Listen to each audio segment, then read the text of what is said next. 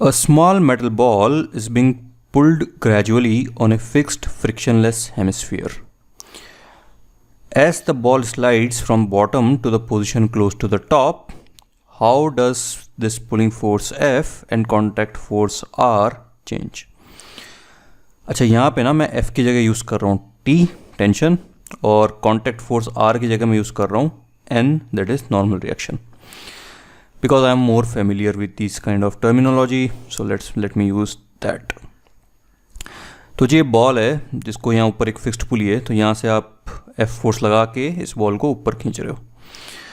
तो जैसे जैसे आप इसको ऊपर खींचोगे वैसे वैसे टेंशन में और नॉर्मल रिएक्शन में क्या फ़र्क पड़ेगा. अच्छा, आप इसको खींच एकदम धीरे धीरे रहे हो, ग्रेजुअली, है ना, मतलब ये इसका एक्सेलरेशन 0 है.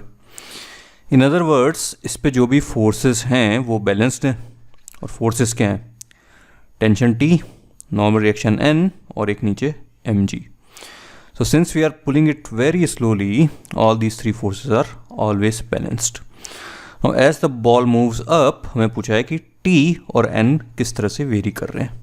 ठीक है, तो इस तरह के जो क्वेश्चन होते हैं जिसमें 3 फोर्सेस लग रहे होते हैं किसी बॉडी पे और बॉडी होती है, मतलब बॉडी पे जो नेट फोर्स होता है वो होता है 0, तो हमेशा इस तरह के क्वेश्चन में ना एक बार ट्रायंगल बना के सोचो कि यार कुछ जुगाड़ बैठ रहा हो ट्रायंगल से. तो इसका ट्रायंगल अगर हम बनाते हैं तीनों फोर्सेस का तो कुछ इस तरह का बनेगा.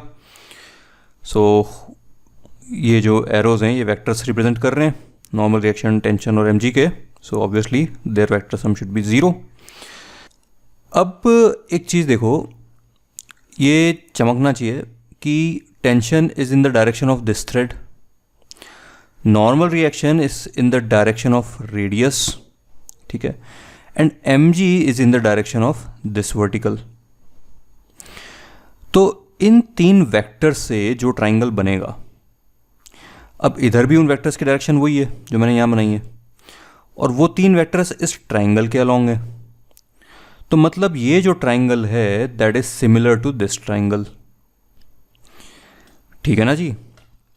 इसको आप ऐसे भी सोच सकते हो कि ये जो नॉर्मल रिएक्शन है इसको थोड़ा पीछे ले जाओ. भाई ये वेक्टर है ना, इनको लेफ्ट राइट कुछ भी करो, मूव कर सकते हैं प्लेन पे. तो नॉर्मल रिएक्शन को पीछे ले जाते हैं, इसके लॉन्ग लगाते हैं, टेंशन को ऊपर लेके इसके लॉन्ग लगाते हैं, mg को उठा के इसके लॉन्ग रख लेते हैं.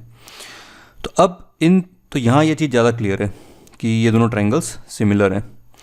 तो यहाँ पे इस वेक्टर और इस वेक्टर के बीच में जो एंगल है वही इस साइड और इस साइड के बीच में. सो now I think it's pretty clear that this triangle is similar to this triangle. ठीक है जी. So all 3 balanced forces form a triangle and by AAA, angle property, this triangle is similar to the geometrical triangle ABC as shown. तो अब 2 similar triangle हमारे पास हैं तो उनके sides के ratio equal होने चाहिए. So mg upon h is equal to n upon r is equal to t upon this length bc.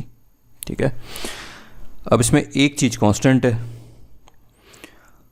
वो है mg बाई h और हमें वेरिएशन पूछा है n का और t का.